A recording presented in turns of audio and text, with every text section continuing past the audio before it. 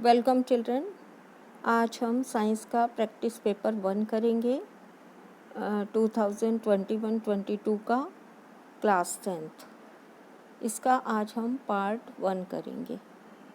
Question number 1, निम्नलिखित अभिक्रिया में x का मान बताइए।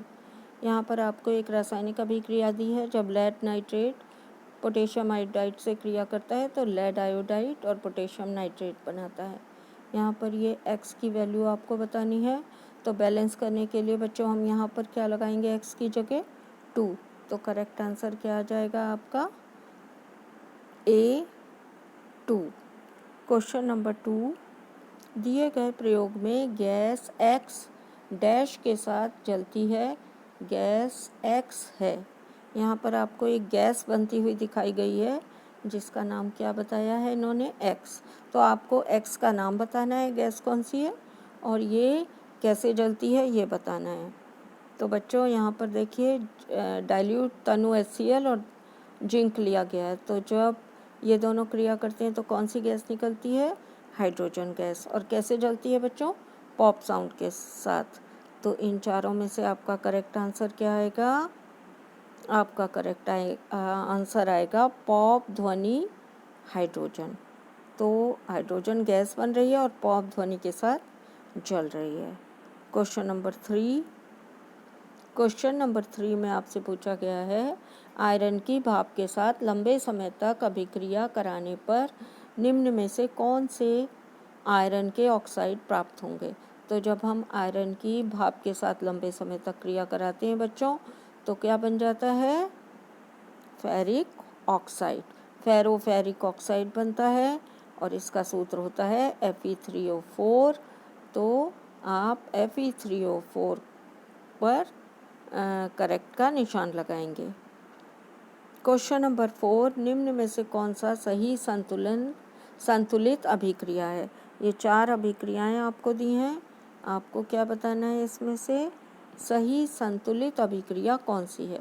तो यहाँ पर बच्चों देखिए CaO + CO2 CaCO3 ये संतुलित अभिक्रिया है क्योंकि यहाँ पर कैल्शियम का एक परमाणु है, यहाँ पर भी कैल्शियम का एक, ये CO2 और एक O मिलकर CO3 बनाते हैं।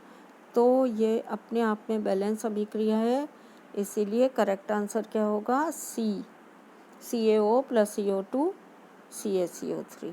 नेक्स्ट क्वेश्चन है आपका क्वेश्चन नंबर 5, दिया गया आरेख एक उदासीनीकरण अभिक्रिया को प्रदर्शित करता है। जैसे जैसे हम क्षार में अम्ल की अधिक मात्रा मिलाते जाते हैं तो विलयन के pH का मान परिवर्तित होता जाता है। आरेख में कौन सा क्षेत्र जो क्षार एवं लवण दोनों की उपस्थिति को दर्शाता है। तो आपको पूछा गया है कौन सा क्षेत्र जो क्षार एवं लवण दोनों की स्थिति को दर्शाता है। ये कौन सा क्षेत्र आएगा बच्चों, C। यहाँ पूरा क्षारीय पदार्थ है और इधर नीचे D में अम्लीय पदार्थ है, परंतु 7 से थोड़ा ऊपर C ये क्षार एवं लवण दोनों की उपस्थिति को दर्शाता है। तो करेक्ट आंसर क्या लिखेंगे आप, C का C वाला पार्ट ये दर्शाता है। क्वेश्चन नंबर 6, नीचे दी गई अभिक्रिया में कौन सा पदार्थ एक ऑक्सीकारक है। यहाँ पे आपको ऑक्सीकारक निकालना है। ऑक्सीकारक वो पदार्थ होते हैं जो दूसरे को ऑक्सीकृत कर देते हैं। तो MnO2 और HCl में यहाँ पर देखिए MnO2 में ऑक्सीजन है, यहाँ पर ऑक्सीजन नहीं है। तो MnO2 से ऑक्सीजन निकल रही है, ऑक्सीजन देने वाला या ऑक्सीजन को जिससे ऑक्सीजन निकलती है वो क्या हो जाता है, अपचयित। तो वो अपचयित होता है, अर्थात अपचयित होने वाला पदार्थ क्या होता है, ऑक्सीकारक, वो दूसरे को उपचयित कर रहा है। तो जो अपचयित होता है वो ऑक्सीकारक होता है, जो उपचयित होता है वो अपचायक होता है। तो यहाँ पर करेक्ट आंसर आएगा आपका A MnO2। ये स्वयं क्या हो रहा है, ऑक्सीकृत, स्वयं ऑक्सीजन निकाल कर क्या होता है, अपचयित हो रहा है। और जो अपचयित होता है वो कौन सा पदार्थ होता है बच्चों? ऑक्सीकारक। तो करेक्ट आंसर ए आएगा। क्वेश्चन नंबर 7, फास्फोरस और ऑक्सीजन के बीच होने वाली रासायनिक अभिक्रिया को वर्गीकृत किया जा सकता है। आप किस तरह उसको वर्गीकृत कर सकते हैं? फास्फोरस के वियोजन, ये एक फास्फोरस और ऑक्सीजन की एक संयोजन अभिक्रिया है। और संयोजन में क्या होता है? संयोजन में उपचयन होता है, ऑक्सीजन का जुड़ना। इसीलिए ये इस अभिक्रिया को फास्फोरस के संयोजन तथा उपचयन इसमें इसके नाम से ये कहा जा सकता है, क्योंकि फास्फोरस ऑक्सीजन के साथ संयोग करके ऑक्सीजन के बीच होने वाली अभिक्रिया में ऑक्सीजन के साथ संयोग करता है और ऑक्सीजन का जुड़ना क्या कहलाता है? उपचयन। तो करेक्ट आंसर क्या आएगा? डी, फास्फोरस के संयोजन तथा उपचयन में वर्गीकृत किया जा सकता है। अगला क्वेश्चन है आपका, अम्ल को जब जल में घोला जाता है तो ये डैश आयन उत्पन्न करता है। बच्चों, जब अम्ल को हम जल में घोलते हैं तो कौन से आयन बनाते हैं? ये हाइड्रोनियम आयन। तो करेक्ट आंसर आएगा सी, हाइड्रोनियम आयन।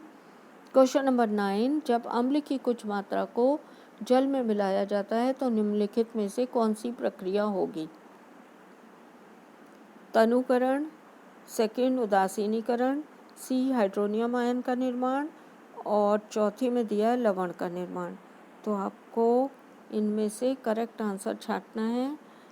ए फर्स्ट और सेकंड, बी सेकंड फर्स्ट और थर्ड, सी सेकंड और फोर्थ, और डी में थर्ड और फोर्थ। तो देखिए यहाँ पर बच्चों आपको कौन सी करेक्ट है?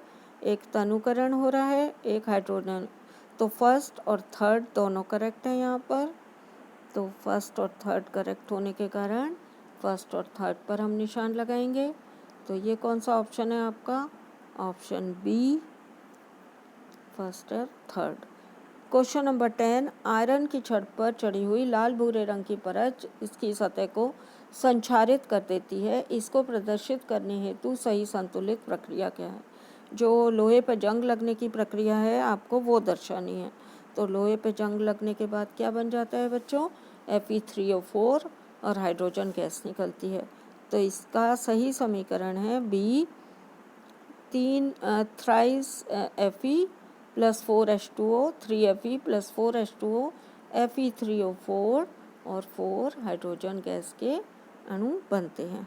तो करेक्ट आंसर क्या होगा? बी, क्योंकि इसमें Fe3O4 बनता है। क्वेश्चन नंबर 11, निम्न चित्र में हरे पौधों की पत्तियों की कोशिकाओं जिनमें क्लोरोप्लास्ट उपस्थित है की व्यवस्था दर्शाई गई है। कोशिकाओं का सही विकल्प चुनिए। आपको यहाँ पर सही विकल्प चुनना है। नंबर 1 सबसे ऊपरी परत है। नंबर 2 में देखिए यहाँ पर इस वाली परत में स्टोमेटा उपस्थित होते हैं और क्लोरोप्लास्ट कोशिकाओं में क्लोरोप्लास्ट पाए जाते हैं। इसके अलावा यहाँ पर भी क्लोरोप्लास्ट उपस्थित हैं। तो इसका करेक्ट आंसर कौन सा आएगा? Second and fourth. तो option B, second and fourth. Question number 12, दिया गया चित्र निम्न में से किसका है? यहाँ पर आपको एक चित्र दिया हुआ है, ये वाला। ये चित्र आपसे पूछा है किसका है बच्चों? ये चित्र किसका होता है? ये वृक्काणु का चित्र है। तो आप करेक्ट आंसर क्या लगाएंगे? बी, वृक्काणु, जिसे नेफ्रॉन भी कहते हैं। ये मूत्र छानने का कार्य करता है, यहाँ पर निस्यंदन होता है। क्वेश्चन नंबर 13, क्या उदासीनीकरण अभिक्रिया को भौतिक या रासायनिक परिवर्तन के रूप में वर्णित किया जा सकता है? तो उदासीनीकरण एक रासायनिक अभिक्रिया है और इस रासायनिक अभिक्रिया के दौरान नए पदार्थ बनते हैं। तो कुछ आंसर बी, पार्ट बी देखिए, उदासीनीकरण प्रक्रिया में नया यौगिक निर्मित होता है। ए में कह रहे हैं कि एक में कहा गया है आपको उदासीनीकरण प्रक्रिया में कोई नया यौगिक नहीं निर्मित होता। ये गलत है। करेक्ट आंसर है उदासीनीकरण प्रक्रिया में नया यौगिक निर्मित होता है। क्वेश्चन नंबर 14 में आपको एक चित्र दिया हुआ है चित्र में आपको पूछा गया है, दिए गए एक बंद रंध्र का चित्र है। कैसा बंद रंध्र कैसा है? स्टोमेटा बंद है। आपसे 1, 2, 3, 4 जो रेखांकित किए गए हैं, 1, 2, 3, 4, वो कौन है ये बताने को कहा गया है। तो देखिए ये यहाँ पर बच्चों ये जो है ये केंद्रक है।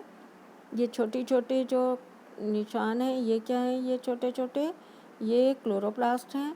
यहाँ बीच में एक रिक्तिका है, ये रिक्तिका है, और 4 ये रक्षी कोशिका है।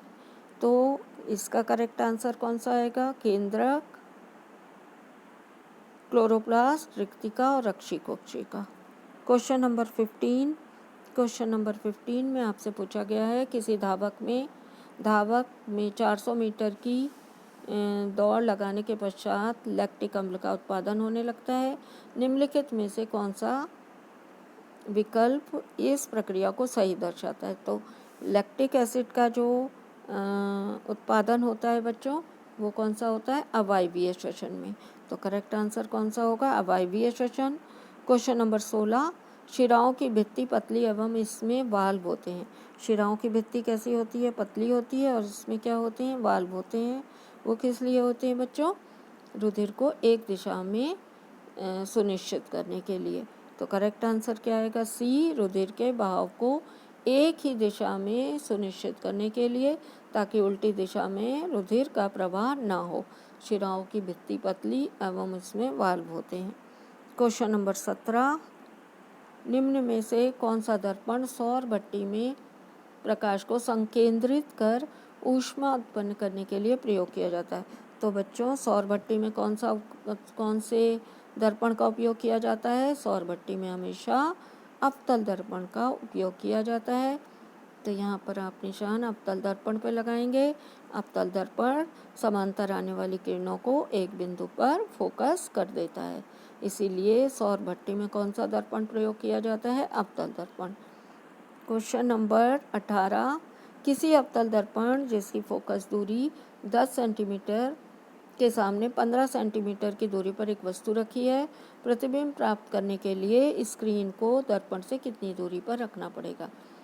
तो बच्चों 10 सेंटीमीटर फोकस दूरी है, और सेंटर ऑफ कर्वेचर तक की दूरी कितनी हो जाएगी? 20। और जब वस्तु सी और एफ के बीच में वस्तु रखी हो तो उसका प्रतिबिंब कहाँ बनेगा बच्चों? उसके लिए हमें पर्दा बियॉन्ड सी रखना पड़ेगा, अर्थात यहाँ पर हम रखेंगे सी से परे, अर्थात 30 सेंटीमीटर पर। तो यहाँ पर 30 सेंटीमीटर पर अगर हम पर्दा रख देंगे तो क्या होगा?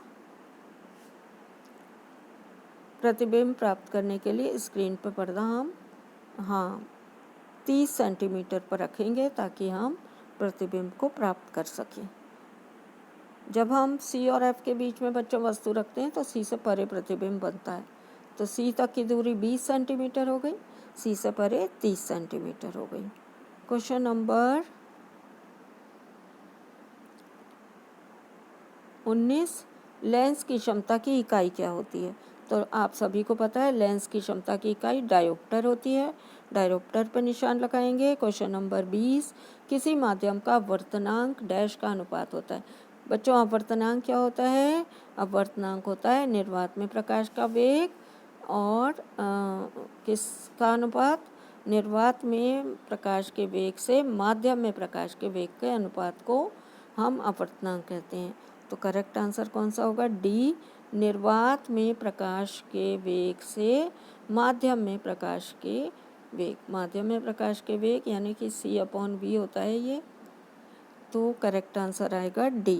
Question number 21। क्वेश्चन नंबर 21 में आपसे पूछा गया है एक प्रकाश की किरण वायु से जल में प्रवेश करती है। वायु विरल माध्यम है, जल सघन माध्यम है, इसके लिए अपवर्तन कोण होगा। तो जब विरल से सघन में प्रवेश करती है तो I का मान R से ज़्यादा होता है। तो I is greater than R, I का मान बड़ा। करेक्ट आंसर क्या आएगा? C, I बड़ा होगा R से। Question number 22। किसी समतल दर्पण द्वारा बनाया गया प्रतिबिंब हमेशा होता है। समतल दर्पण वो होता है बच्चों जिसमें हम प्रतिदिन अपना फेस सेक कर बाल बनाते हैं, तो कैसा प्रतिबिंब बनता है उसमें? सीधा और आभासी। तो करेक्ट आंसर आएगा सी, सीधा और आभासी। Question number 23। क्वेश्चन नंबर 23 में आपसे पूछा है, यदि एक 10 सेंटीमीटर फोकस दूरी का उत्तल लेंस वास्तविक व छोटे आकार का प्रतिबिंब लेंस से 15 सेंटीमीटर की दूरी पर बनाता है। प्रतिबिंब कहाँ बनाता है? 15 सेंटीमीटर की दूरी पर। और तो वस्तु कहाँ रखी होगी? तो 15 सेंटीमीटर आएगा आपका F2 और 2F2 के बीच में। तो जब दो के बीच में प्रतिबिंब बनता है तो वस्तु कहाँ रखी होगी? 2F1 से परे। तो 2F1 की दूरी क्या होगी? 10 सेंटीमीटर फोकस दूरी है तो 20 सेंटीमीटर। तो 20 सेंटीमीटर से परे होना चाहिए इसको। तो करेक्ट आंसर आएगा सी, 20 सेंटीमीटर से परे, क्योंकि ये F और 2F के वो यहाँ पर F1 के बाद और F2 और 2F2 के बीच में रखी है ये वस्तु, F2 और 2F2 के बच्चों। तो F2 और 2F2 के बीच में रखेंगे तो 2F1 से परे जाएगा इसका प्रतिबिंब। तो 20 सेंटीमीटर से परे। Question number 24। क्वेश्चन नंबर 24 में पूछा गया है, निम्न में से किस प्रकार के दर्पण को सुरक्षित वाहन चलाने के लिए प्रयोग करते हैं? तो बच्चों, वाहन चलाने में सुरक्षित वाहन यानी पीछे की ओर, पीछे का दृश्य देखने के लिए हम जिस दर्पण का उपयोग करते हैं उसका नाम हमें लिखना पड़ेगा। वो कौन सा दर्पण होता है बच्चों? उत्तल दर्पण। तो उत्तल दर्पण पर निशान लगाएंगे। Question 25। C6H12O6 plus 6CO2 dash X CO2 और Y H2O। यहाँ उपरोक्त अभिक्रिया में आपको X और Y का मान बताना है। तो ये बैलेंस करने पे क्या आएगा बच्चों? ये श्वसन अभिक्रिया है। बैलेंस करने पर कितने कार्बन डाइऑक्साइड बनते हैं? 6 और 6H2O। तो यहाँ पर दोनों की वैल्यू 6 आएगी। 6,6 ए पार्ट करेक्ट आएगा। नेक्स्ट क्वेश्चन है आपका क्वेश्चन नंबर 26। जब अम्ल की कुछ मात्रा पानी में डाली जाती है तो इस प्रक्रिया में निम्नलिखित में से कौन सी अभिक्रिया होगी? आयनीकरण, उदासीनीकरण, तनुकरण या लवण का निर्माण। तो बच्चों, जब अम्ल की कुछ मात्रा पानी में डाली जाती है तो क्या होगा? अम्ल के डालने से आयनीकरण होगा और साथ में क्या होगा? ये तनुकरण, क्योंकि जल मिलाया जा रहा है। तो 1 और 3। तो करेक्ट आंसर क्या होगा? बी, 1 और 3। Question number 27।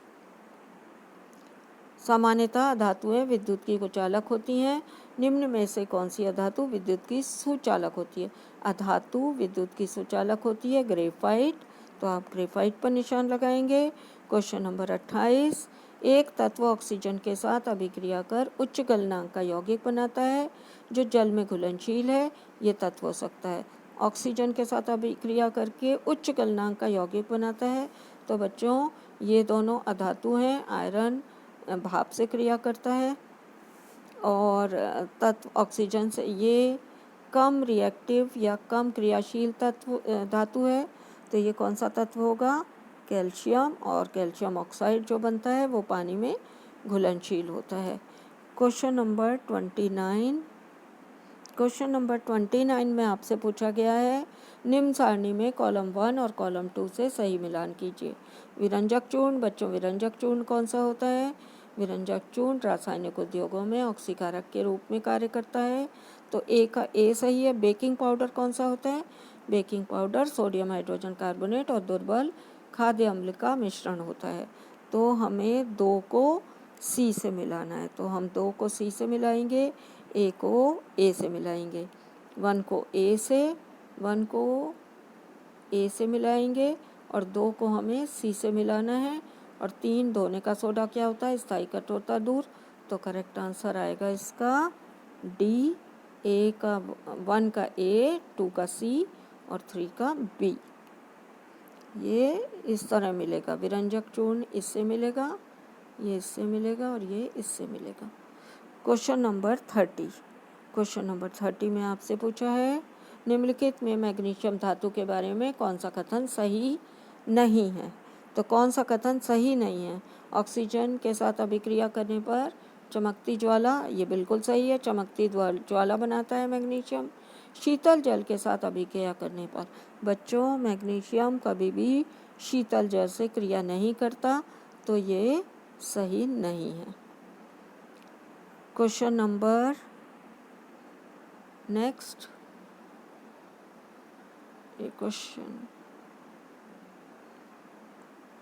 आपके 30 क्वेश्चन अब पूरे हो गए हैं और अगले पार्ट में हम अगले क्वेश्चंस करेंगे।